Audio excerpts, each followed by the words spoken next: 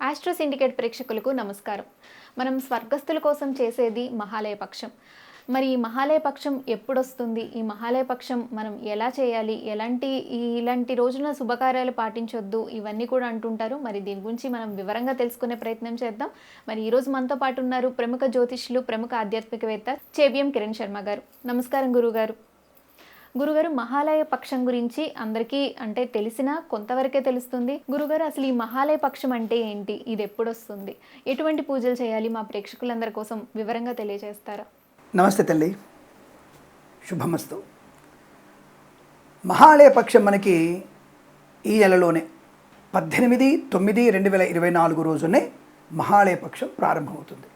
చాలామందికి అనుమానం ఏంటంటే, గురుగారు 18వ తేదీ పొద్దున 8 వరకు దాదాపుగా పౌర్ణమి ఉంది కదా, మరి సూర్యోదయం ఉన్న తిథినే పౌర్ణమి అంటారు కదా, మరి మహాలయ పక్షం పౌర్ణమి వెళ్ళిన తర్వాత వస్తుంది కదా అనేటువంటి డౌట్ కూడా ఉంటుంది. మీరు అడిగిన విషయం వాస్తవమే. కాకపోతే 18వ తేదీ ఉదయం 8 తర్వాత మనకి అపరాహ్న సమయంలో, అంటే మధ్యాహ్న సమయంలో మనకి మహాలయ పక్షం పాడ్యమి ప్రారంభమైపోయింది. అంటే భాద్రపద బహుళ పాడ్యం ప్రారంభమైంది. అయితే అపరాహ్న సమయంలో ఎప్పుడైతే మనకి పితృకర్మలు చేసేటువంటి ఆచారం ఉంది కనుక ఈ పితృకర్మలన్నీ కూడా, అంటే ఒక రకంగా పిండ ప్రదానము, శ్రాద్ధ కర్మలు, ఇవన్నీ కూడా అపరాహ్న కాలంలో జరగాలి. అపరాహ్న సమయంలో పిండ ప్రదానము, అగ్నౌకరణము, బ్రాహ్మణ భోజనము, ఇవన్నీ కూడా జరగాలని సూత్రం ఉంది. అది సూత్రంలో శాస్త్రమతంగా ఉంది. కాబట్టి మనకి మధ్యాహ్న కాలంలో తిథిని అనుసరించే ఈ పితృకార్యాలు ఉంటాయి కాబట్టి మనకి 18/9/2024 బుధవారం రోజు నుంచి మనకి మహాలయ పక్షం ప్రారంభమైంది. ఇందులో దీని గురించి మీరు ఏమీ కంగారు పడాల్సిన అవసరం ఏం లేదు. ఆ పంచాంగాలు ఈ పంచాంగాలు చూసి మీరు టెన్షన్ పడాల్సిన అవసరం అంతకన్నా లేదు. ఒక్కొక్కళ్ళు ఒక్కొక్క రకంగా చెప్తుంటారు. మనకి 10 మంది కలిసి నిర్ణయించినటువంటి కొన్ని పంచాంగాలు ఉన్నాయి. సో అలాగే కంచి పీఠం వారి నుంచి వచ్చినటువంటి పంచాంగాన్ని మనం అనుసరిస్తూ తప్పకుండా ఈ యొక్క పితృపక్షాలు ఎప్పుడు వచ్చాయి అంటే 18వ తేదీ నుంచి అని చెప్పుకోవచ్చును. దానికి ఎటువంటి ఇబ్బంది లేదు. అయితే ఈ మహాలయ పక్షంలో మన స్వర్గస్థులైనటువంటి తల్లిదండ్రులకి మనం చేసేటువంటి పితృకర్మ, శ్రాద్ధ కర్మలు, 15 రోజుల పండగ ఇది, అంటే పెద్దల పండగ ఇది. ఈ 15 రోజులలో మనము మన పితృదేవతలకు ఇచ్చేటువంటి తిలతర్పణము, పిండ ప్రదానము, అలాగే బ్రాహ్మణ భోజనము, తర్వాత అగ్నిహోత్రము అంటే అగ్నౌకరణము, ఇవన్నీ కూడా చేయడం వల్ల మన పితృదేవతలు మోక్షాన్ని పొందుకుంటారు. మన యొక్క వంశంలో పుట్టిన వాళ్ళందరికీ కూడా, ఎవరికైనా ఇప్పుడు కొంతమంది ధర్మానికి వ్యతిరేకంగా ఉన్నవాళ్ళు, నాస్తికవాదంతో ఉన్నవాళ్ళు కూడా చాలామంది ఉంటున్నారు కదా. అటువంటి వాళ్ళు ధర్మ వ్యతిరేకంగా గతించిన వాళ్ళకి, లేదా కోపంతోనూ అసహనంతోనూ తద్దినాలు పెట్టకుండా కేవలం మద్యపాన మాంసభోజనం చేస్తున్నటువంటి వ్యక్తులందరూ కూడా కనీసం ఈ యొక్క మహాలయ పితృపక్షాల్లో వాళ్ళకి కాసిన తిలతర్పణం వదిలిపెడితే వాళ్ళు మోక్షాన్ని పొందుకుంటారు. వారి ప్రయాణము సుఖంగా సాగుతుంది, మోక్షం వైపు సాగుతుంది. మన కోసం ఎదురు చూస్తుంటారు వాళ్ళు. అరే, నా పిల్లలు నాకు తిలతర్పణం ఇచ్చారా, కాసింత నాకు అన్నం పెట్టారా అని వచ్చి మన ఇంటి వాకిలి ముందు ఎదురు చూస్తుంటారట.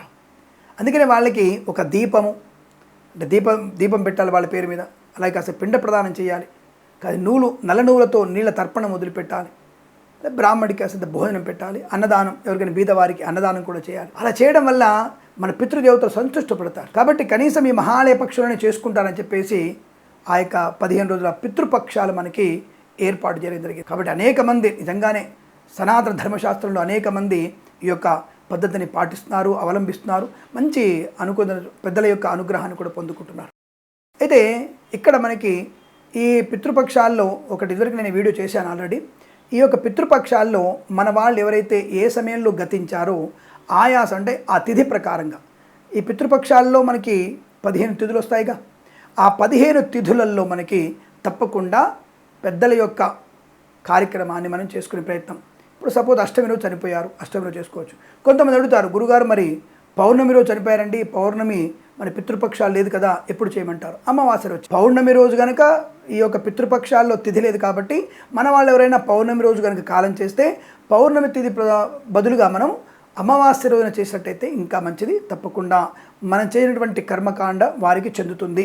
శ్రాద్ధ కర్మ వారికి చేరుతుంది. దాంట్లో ఎటువంటి అనుమానం అక్కర్లేదని విషయాన్ని గుర్తుపెట్టుకోండి. గురుగారు, మరి ఈ పక్షంలో శుభకార్యాలు చేయొద్దు అంటారు. ఎందుకు చేయొద్దు అంటారు? ఒకవేళ చేయడం వల్ల ఏమైనా ఇబ్బందులు కలిగే అవకాశం ఉందంటారు? ఈ సమయంలో శుభకార్యాలు చేయొద్దంటే పితృపక్షాల సమయంలో పెట్టింది అందుకు. సంవత్సరంలో 365 రోజులలో 15 రోజులు కనీసం పెద్దల కోసం మనం సమయాన్ని కేటాయించగలిగితే వారి యొక్క మోక్షం కొరకు, స్వర్గలోకం కొరకు, మనం గతించిన తర్వాత మోక్షాన్ని పొందడానికి పితృదేవతలను సంస్కరించడం అన్నటువంటి భావనతో మన పిల్లలు మనం చూసి నేర్చుకొని పెద్దలను గౌరవించేటువంటి ప్రయత్నాన్ని చేస్తారు. కనుక ఈ 15 రోజుల్లో ఎటువంటి శుభకార్యాలు ఉండవు. భాద్రపద మాసంలో ఈ పితృపక్షాలు ఎటువంటి శుభకార్యాలు చేయరు. ఎందుకంటే తల్లిదండ్రులకు మించినటువంటి, తాత ముత్తలకు మించినటువంటి శుభకార్యం ఇంకోటి లేదుగా. వారిని మనం పూజించడమే పెద్ద శుభకార్యం. తద్దినము అంటే అందరూ కూడా ఏదో చెడు మాట అనుకుంటారు. తద్దినము అంటే ముఖ్యమైన రోజు, మంచి రోజు అని అర్థం. ముఖ్యమైనది మంచి రోజు అని అర్థం. అంటే ఆనందపడే రోజు. ఆ రోజు మన పితృదేవతలు మన ఇంటికి వస్తారు, ఒట్టి మనల్ని ఆశీర్వదిస్తారు. మన తల్లిదండ్రులు కానీ, తాత ముత్తాలు కానీ చాలా ప్రశాంతంగా మనల్ని వైపు వస్తూ ఉంటారు. మన వాళ్ళందరినీ చూస్తారు, అరే నా వాళ్ళందరూ వచ్చారు అని సంతోషపడతారు వాళ్ళు. అందుకే దాని పేరు తద్దినం అంటారు దాన్ని. తప్ప అది చెడ్డ మాట కాదండి. తద్దినం అంటే మంచి రోజు, శుభమైనటువంటి రోజు అని అర్థం. దాన్ని వేరే తీరుగా మనం మాట్లాడుకునే ప్రయత్నం చేయకూడదు. ఆ రోజున తప్పకుండా మనం పితృదేవతలకి మీ పెద్దవాళ్ళు ఏ తిథిలో గతించారో ఆ తిథిలో మహాలయ పితృపక్షాలు పెట్టుకోవచ్చును. కొంతమంది 21 పిండాలు పెట్టుకుంటారు, కొంతమంది 16 పిండాలు పెడతారు. అంటే తల్లి, తాత, ముత్తాత వాళ్ళందరికీ, అంటే దాదాపు తల్లిదండ్రుల బంధువులకి, తండ్రిదండ్రుల బంధువులందరికీ కూడా పెట్టేటువంటి మహాలయ పక్షం అని ఉంటుంది. దాంట్లో ఎవరెవరికి ఇలా పెట్టాలనేది బ్రహ్మగారిని అడిగి తెలుసుకుంటే ఆ విధానంగా పెడతారు. తప్పకుండా మీరు మహాలయ పక్షంలో వారిని స్మరించుకోవడం, వాడికి పిండ ప్రదానం చేయడం చాలా విశేషం. ఈ సమయంలో శుభకార్యాలు అనేవి ఉండవు. అది చేయడం వల్ల అనర్థం జరిగే అవకాశం ఉంటుంది. పితృదేవతలను వదిలిపెట్టి మనకు సుఖాన్ని పొందుకునేటువంటి వివాహాలు అటువంటివి చేయడం అనేది కరెక్ట్ కాదు, సమంజసం కూడా కాదు. కాబట్టి పితృదేవతలకి చేయగలిగేటువంటి శ్రాద్ధ కర్మల కోసం ప్రత్యేకంగా నిర్దేశించబడింది ఆ యొక్క పితృపక్షాలు అంటారు. పితృపక్షాల్లో శుభకార్యాలు జరగవు తల్లి. గురుగారు, మరి పిండ ప్రదానం అసలు ఆడవాళ్ళు చేయొచ్చునా? చేస్తే పెళ్ళైన వాళ్ళు మాత్రమే చేయాలా, లేదా పెళ్లి కాని అమ్మాయిలు కూడా? ఆడవాళ్ళు పిండ ప్రదానం చేయడం ద్వారా వాళ్ళు మోక్షం పొందుకుంటారా, లేదా మగవాళ్ళు చేస్తే మాత్రమే మోక్షం పొందుకుంటారా? వివరంగా తెలియజేయండి. ఇప్పుడు ఆడపిల్లలు పిండ ప్రదానం చేయవచ్చా, పెళ్ళైన వాళ్ళు చేయవచ్చా అంటే, ఇదివరకు మనం ఒక ఆస్ట్రో సిండికేట్లో ఒక వీడియో చేశానమ్మా నేను. అయితే ఆడపిల్లలు పిండ ప్రదానం చేయవచ్చు, దానికి ఎటువంటి ఇబ్బంది లేదు. శాస్త్రంలో కూడా చేయమని చెప్పబడింది. అయితే కర్మకాండాల విషయంలో కొద్దిగా ఇబ్బంది ఉన్నా, నిజంగా చెప్పాలంటే మనకి ఎటువంటి మహాలయ పితృపక్షాల్లో ఆడవాళ్ళకి ఇబ్బంది లేనటువంటి రోజు, అంటే అంటు లేనటువంటి రోజుల్లో మనం కనుక తప్పకుండా ఈ యొక్క పిండ ప్రదానం చేయవచ్చును. దానికి ఎటువంటి దోషము లేదు. అది నిజంగా చెప్తున్నా నేను. మనకి శాస్త్రంలో కూడా చెప్పబడింది, ఆడవాళ్ళు కూడా పిండ ప్రదానం చేయవచ్చు, తిలతర్పణం ఇవ్వవచ్చును. అయితే కర్మకాండాల విషయం వేరు. ఆ 10 రోజులు 12 రోజులు అనేక రకాల స్నానాలు ఉంటాయి కాబట్టి స్నానాల సమయంలో వాళ్ళకి ఏదైనా ఇబ్బంది, శారీరక ఇబ్బందులు వచ్చే అవకాశం కాబట్టి వాళ్ళతో కర్మకాండ చేయొద్దని చెప్పలేదు, ఇబ్బంది అని చెప్పారు, అంతవరకే. కర్మకాండ కూడా చేయవచ్చును. అలాగే ఇటువంటి పిండ ప్రదానాలు కూడా చేయడానికి అవకాశం ఉంది, చేయవచ్చు. దానికి ఎటువంటి దోషం లేదు. చాలామంది చేస్తూనే ఉన్నారు, ఎటువంటి ప్రమాదం జరిగే అవకాశం లేదు. అయితే వివాహమైన వారు చేస్తే కాస్త కట్టుబాట్లు, నియమము, పద్ధతి తెలుస్తుంది కదమ్మా. అంతే తప్ప అంటే చిన్నపిల్లలు చేసినట్టయితే కొద్ది దానివల్ల ఇబ్బంది కలిగే అవకాశం ఉంటుంది.